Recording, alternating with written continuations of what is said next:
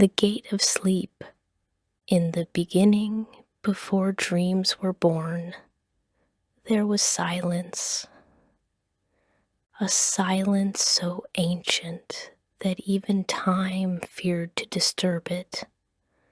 From that silence came Morpheus, the sculptor of dreams, the one who shaped the sleeping minds of humankind. He walked through the mists of somnium, the realm between thought and shadow, and whispered images into the hearts of mortals. He was the painter of possibilities, the architect of fantasy.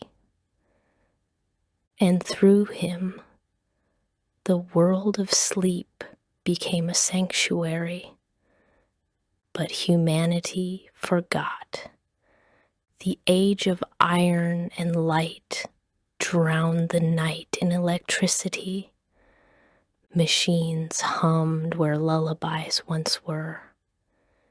The people of Earth stopped dreaming. And as their dreams withered, so did he. Morpheus fell into a deep slumber, buried beneath 1,000 broken dreams. The realm of somnium began to fade, its rivers of memory drying into dust. Only fragments remained, echoes of what once was. Yet somewhere in the forgotten corners of the human mind, a spark survived. A young artist named Iron, haunted by insomnia and the feeling of something calling to her from beyond the veil of sleep. Every night she closed her eyes, only to find herself standing before a vast ocean made of glass. And from within that ocean, a shadow rose, tall, cloaked in feathers darker than the void. He spoke no words, but his voice echoed inside her mind. Remember me? She woke up gasping, her hands trembling, her pillow wet with tears she didn't understand. For the first time in years, she felt fear and awe. The next night, it happened again and again, each dream growing clearer, each whisper louder. Find the gate of sleep, the voice said, and you will remember who you are. Iron began to paint, canvas after canvas, shapes she didn't recall seeing, faces she couldn't name. Her studio filled with visions, floating cities, shadowed temples, eyes of light.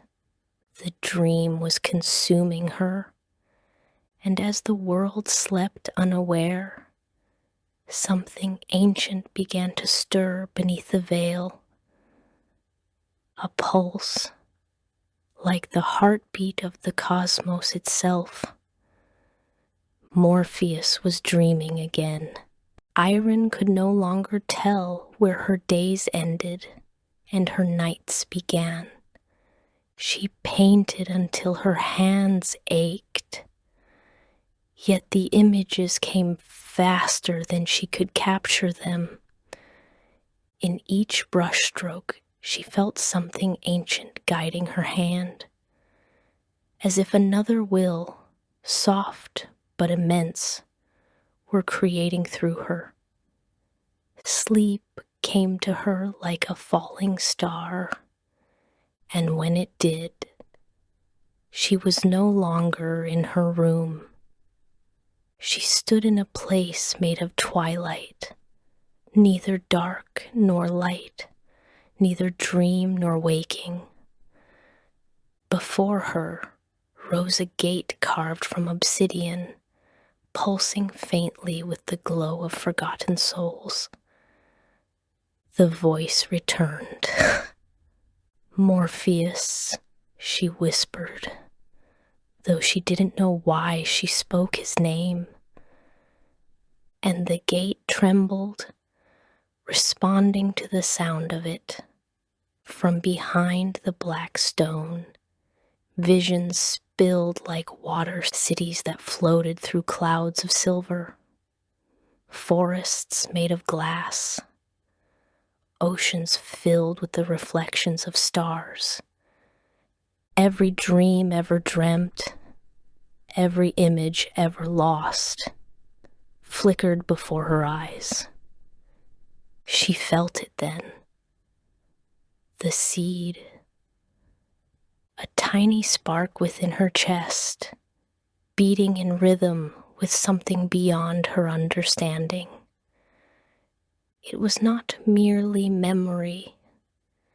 It was the beginning of awakening. When she opened her eyes, she was back in her studio. But the paintings had changed. The shapes she had drawn were no longer still.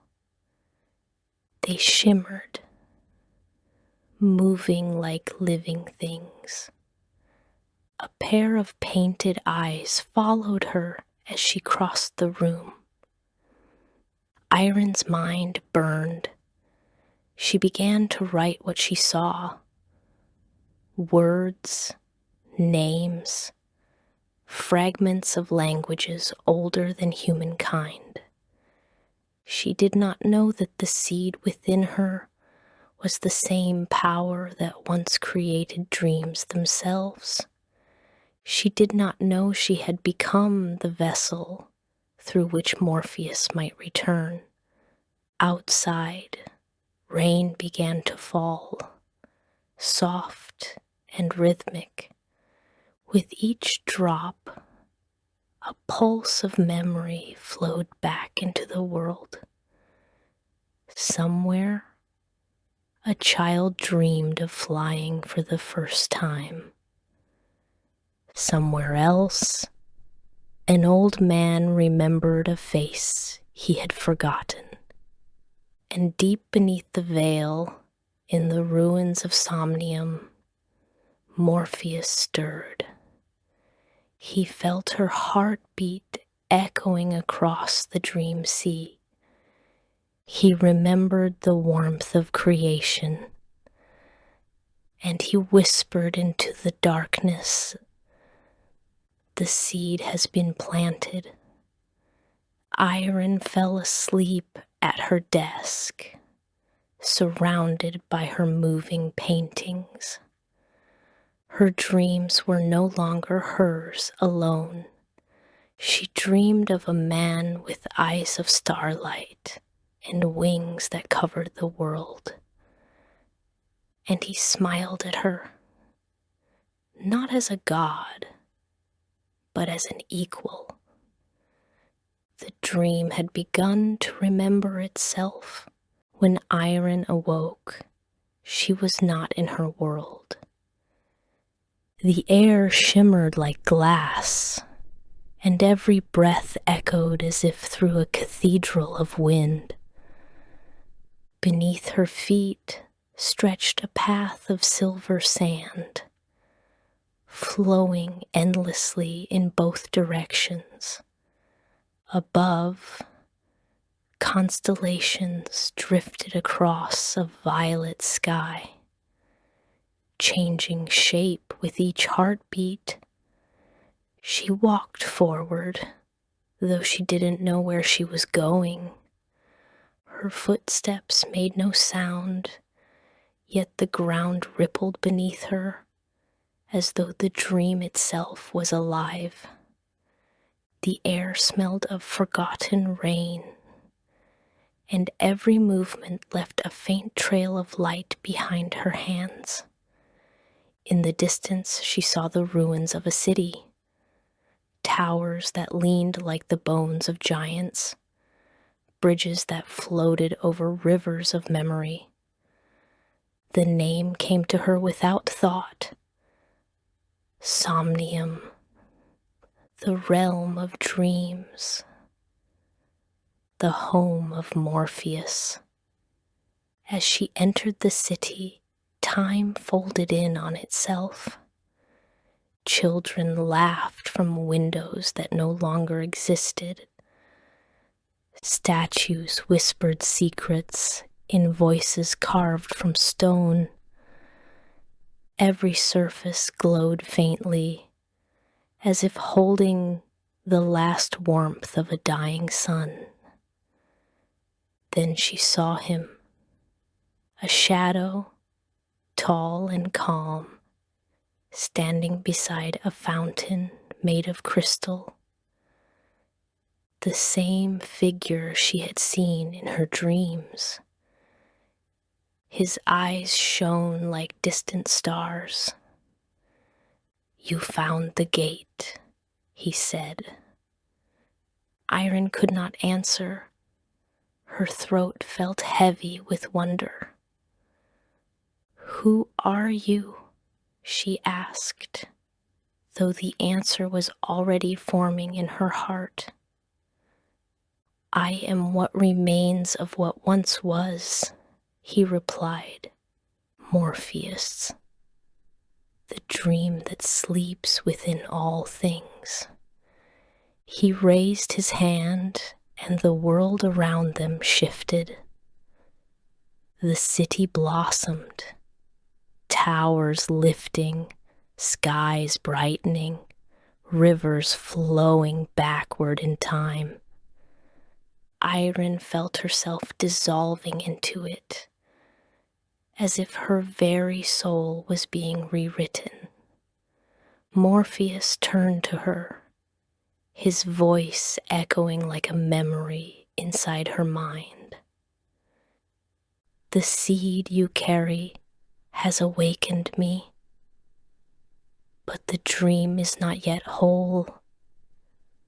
There are shadows here, things that feed on forgotten fears. If we do not restore balance, the world of sleep will collapse forever." Iron felt fear, but it was swallowed by awe. "What must I do?" she whispered. "Remember," said Morpheus. "Every dream you've ever had is a piece of this world. To rebuild Somnium, you must walk through them, one by one." She looked around. Each street now opened into 1,000 mirrors, each reflecting a different dream. A burning forest, a field of moons, a house where laughter never stopped. Every reflection was a doorway waiting for her to enter. Iron stepped toward the first one, her reflection reaching out to meet her hand, and as the glass melted away, she walked into her own past. Behind her, Morpheus whispered to the wind, "The dreamer returns to the dream," and the city of Somnium began to breathe once more. The desert of forgetting, the mirror dissolved behind her, and the world turned to dust. A wind howled across endless dunes the color of ash. The air tasted of old memories, dry, hollow, and bitter. Iron shielded her face from the storm, but the sand carried whispers. Each grain that touched her skin spoke a name she had forgotten, a face she could no longer remember. It was a desert built from all the things that humankind had chosen to forget. She walked for what felt like days, though there was no sun to mark time. Every step sank into the ground as if the earth itself tried to swallow her. Shadows moved along the horizon, tall and thin, drifting like smoke. When she looked too closely, they vanished. Finally, she saw it, a monolith rising from the center of the desert, carved from black stone, older than the stars. Strange symbols covered its surface, pulsing faintly like a dying heart. As she approached, a voice broke through the wind, low, cruel, and cold. So, the seed has chosen a vessel, it said. Iron froze. The air around her trembled. From the base of the monolith, darkness began to coil and form a shape. Two eyes, red as burning coal, opened within the smoke. I know you, Iron whispered. The voice laughed. You do not know me, but you have felt me every night you woke in fear. The figure stepped forward, its shape shifting like a nightmare caught between forms. I am Phobator, the shadow of dreams. Where Morpheus creates, I destroy. Where he gives beauty, I give truth. Iron tried to run, but the sand rose to bind her feet. The desert pulsed with his power, feeding on her fear. Memories she had buried came flooding back. Loss, pain, the sound of her mother's voice fading away. Why are you showing me this? She cried. Because you must understand what you are, Phobator said. You carry not only the seed of dreams, but the seed of nightmares as well. His hand, if it could be called that, reached for her chest. Iron felt the world collapse inward, the sound of her own heartbeat roaring in her ears. But just as darkness swallowed her, a faint light appeared within the storm. A single feather of silver falling from above. The shadow screamed and withdrew. Morpheus's voice echoed faintly through the desert. Do not listen to him, Iron. Fear is only a shadow of memory. She fell to her knees, the sand turning to glass beneath her. The desert went silent. When she looked up again, Phobator was gone. Only the monolith remained, cracked and fading. She touched the surface, and for an instant saw countless faces trapped within it, the forgotten dreams of humankind. They were calling out, asking to be remembered. Iron closed her eyes. I will not forget, she said. And with those words, the desert began to break apart, light seeping through the cracks like dawn after endless night. When she opened her eyes, She was standing once more before the gates of Somnium, but now the stars above her burned brighter.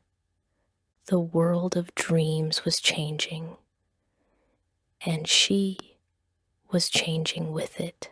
The gates of Somnium opened before her, vast and silent.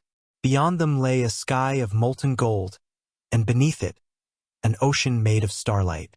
The air shimmered with 1,000 forgotten voices, all whispering her name. Iron stepped across the threshold, and the ground beneath her began to glow. Symbols rose from the sand, weaving patterns of light that spiraled around her.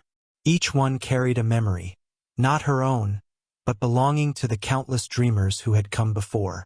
At the center of the ocean stood a tower, impossibly tall, its surface made of liquid glass. She knew instinctively that Morpheus was there. The pulse within her chest grew stronger, guiding her forward. As she walked across the water, the reflection beneath her shifted. Faces, moments, lifetimes. Every dream she had ever entered was returning to her, converging into one truth. The dream and the dreamer were never separate. When she reached the base of the tower, she found Morpheus waiting. He stood still, his wings folded like night itself, his expression calm yet weary. "You have done what no mortal has done," he said. "You crossed the veil and carried the seed of dream into the realm of forgetting." Iron bowed her head.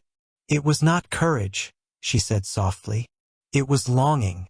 I only followed the sound of my own heart." Morpheus smiled faintly. "Then you understand. Dreams are not escape. They are remembrance. They are what keep the soul alive when the world turns cold." He touched her forehead. Light poured through her veins, and the ocean beneath them began to move. Every ripple became a dream reborn, visions rising into the air like glowing petals. The tower of glass trembled as Somnium began to awaken. But then the light darkened. A shadow spread across the horizon, devouring the stars. Phobder had returned. "You cannot restore what was never meant to last," the shadow said. "Dreams die because they are lies, and you, sister of the dream, are built from them." Iron turned to Morpheus, her eyes burning with resolve. "If dreams are lies," she said, "then they are the most beautiful truth we have." Morpheus extended his hand. "Then let us show him what truth is." Together, they raised their arms, and light met shadow. The air screamed, the sky fractured. Phobder's form twisted, trying to consume them both. But Iron stepped forward, unafraid. She reached into the darkness and found within it a small, trembling spark. The same spark that had once been in her heart, the seed. Only now she understood. Light and shadow were never enemies. They were the two halves of the same dream. She took the spark and pressed it against Phobder's chest. For a moment the darkness stopped struggling. It began to weep. Not in sorrow, but in release. The storm ended. The shadow dissolved into mist, rising to join the sky. And in the silence that followed, Morpheus knelt beside her. "You have done what even a god could not," he whispered. "You dreamed without fear."